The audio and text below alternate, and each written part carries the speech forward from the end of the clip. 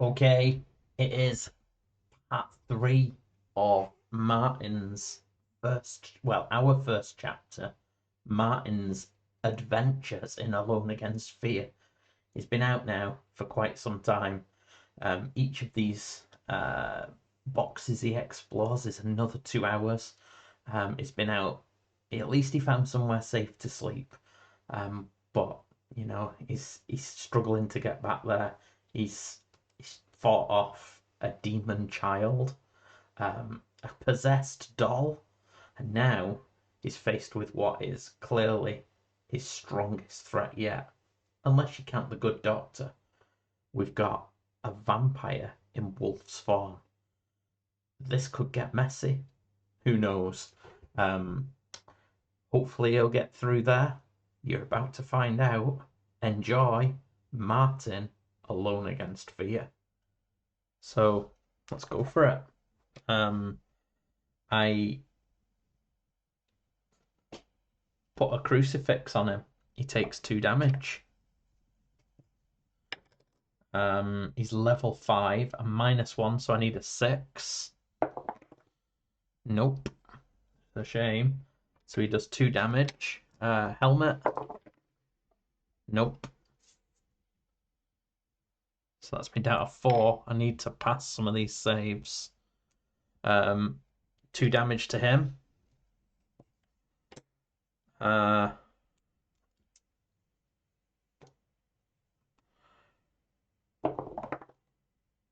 4. Nope. What did I say? What? He's level 5, so yeah, we need a 6 to pass. He's gonna kill us here. Oh no, you're gonna die. 2 left. So yeah, it's just gonna, unless we roll a 6 next go. So he's down to 6 taken. Maybe I should have just gone for it with the thing. Because I'm cursed. He's level 5 and my -1 to save is really scuppered me. So yeah, this or he's out. He's taken 6, but nothing to reduce. Oh! Big Martin shrugs it. He shrugs it. It was all on that roll, or else he was out. Then he gets it with his crucifix. That's it, taking 8. Ridiculous. Ridiculous. He kills Wurgalak. He's only worth 1 XP. That's nonsense for a start. We're up to 5 XP. Right. We get to roll on the random objects table. This Chaos D66, quite high. 54. A samurai sword. On a 1 or 2, it's an authentic antique weapon. On a 3 to 6, it's a cheap replica. This bloody vampire had a samurai sword. A cheap one, though. So what does that do? Maybe use 2-handed plus 1 to attack rolls for 1 damage, but it breaks on an attack roll of 1. There we go. We now have a cheap samurai. Okay, we've found a cheap samurai sword. That is us here. 1 move away from the safe house. We got the safe house. No, no 1, no 1. It's fine.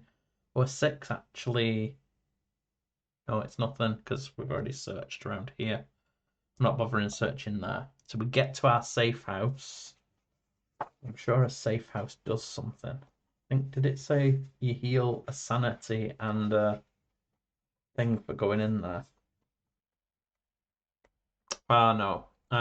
You don't roll for encounters on your safe house anyway, it says, and you recover a certain amount. I think it said +1 to each on the one I found. It was on the streets table, wasn't it?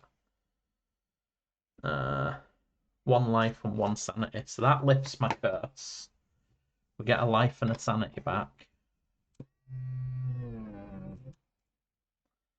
Life's back and sanity's back up to maximum, but our maximum is still reduced by 1. Okay, so I think I'm going to have to spend a couple of turns here getting some health back. So the way I'm going to do that is keep just popping out and popping back in again. So that's us on 20, 21. I'm going to go and I lose food from 20. So we're down to 7.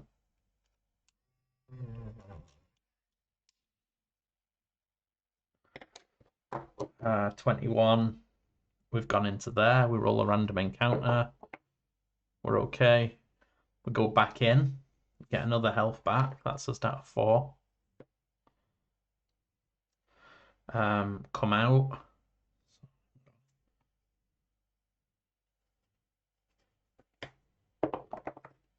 We're okay. Go back in. Back to 3. This is a bit dumb. I think maybe we could just stay there.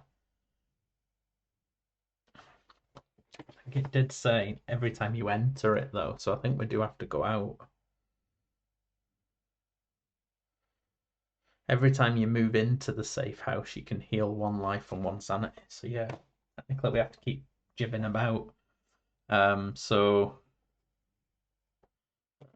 that's us down 2. Then I'll just do the 2 more rolls. Just do them both at once. They're fine. So that's us up to full health. So first things first, we have to move to the empty bookstore. So I'm going to go to the empty bookstore. Well done, Marty. Then he's going to go to this Hellgate. That's fine. Then he's on a space with the Hellgate. He's going to spend 5 clues and 2 XP. He spent his 2 XP to get gate. We need to roll a 6. 6 plus magic. He gets +1 for being an occultist. Now I've got 3 XP to spend, so let me just see if I can get another bonus to that. If he had another 1, he could get expert occultist, which would give him +1. Okay, he's just going to keep hold of his experience, because I'd quite like to get either willpower or +1 to go with expert occultism so that I get another 1. So at the moment, he does have +1, so he's going to need to roll a 5 to close this Hellgate. So he's on the Hellgate. I need to get a little token for him. Let's just use this so that we know where we are. So he's gonna try to close the Hellgate. Needs a 5. If he fails, he's gonna lose a sanity, I think. To close a Hellgate, you need to possess the arcane skill and perform a level 6 magic roll. So we need a 5. You lose 1 sanity and 1 life for each failed attempt. So, first one. Nope. So that's 1 failed. And he's got 7, so that's 6 sanity.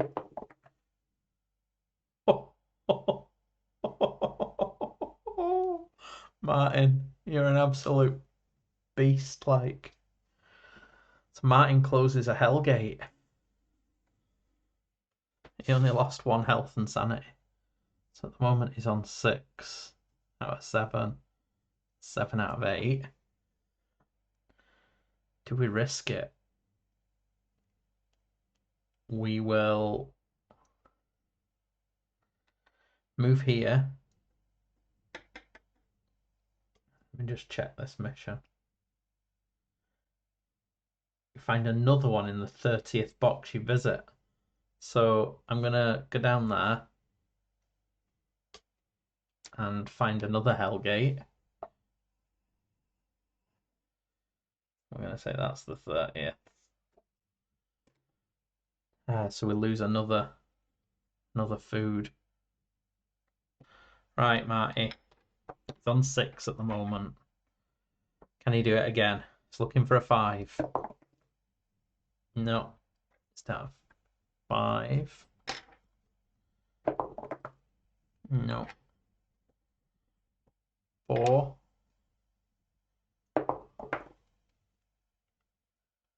Oh, it's closed another. He's only gone and closed another. That's 2 Hellgates closed. Okay. He's only got 4 health left. So we're going to go to the creepy old mansion. Now we know that the wizard, what's it's there? The whispering presence. If we don't finish the whispering presence here, I am going to draw another one of my patrons to take on the mantle. So we're going to give it 2 rolls. Then we're going to head back to the safe house and end today's adventure. We can come back to this and do some more, but let's go for it. Let's get that lucky white dice. So taking him down to 3 sanity. No. Down to 2. No. So then we're going to move to the empty bookstore space. We're safe, and then back to the safe house. And at that point, we're going to draw this mission to a close. Now we can use the same map if we want, or start a new map for our next mission. Now that we've explored this, I'll read into that a little bit more. But he's closed 2 of 7 gates on 1 outing. Took a little bit longer than I thought it would, but we'll break this down into episodes, and yeah, we'll be back to see whether or not Martin can save his town next time. Oh, before I forget, the whispering presence. Who is this whispering presence? It is Mr. Shane Kingston. Shane is leading our Martin astray. He's no good doctor, but he is a whispering presence. So there you go. Hopefully you enjoyed it a little bit. It was a nice break after a very, very long week at work. So yeah, well done, Martin. We'll be back soon. Okay, so as you saw there, our chapter 1 has drawn to a close. Here's the map in all of its glory. I clearly need to do a little bit of tidying, but having read into it, what you do, if you want, I mean, it would make sense to use the same one. Your safe house is going to be the starting point. That's where I am at the moment. We can stash some equipment there, and we can explore this way, or we can stick new map sheets together. So I think for the next episode, I'm going to put another sheet off to the right here and double the size of the map. I'll maybe colour in some of these areas to denote where has been searched, where there are things that are still quest options, if you like. We've obviously got a Hellgate still here at Shane's creepy old mansion. Well, it might not be Shane's. That whispering presence that Shane led us out of there, but maybe it was trying to save us. We don't really know yet. His motives.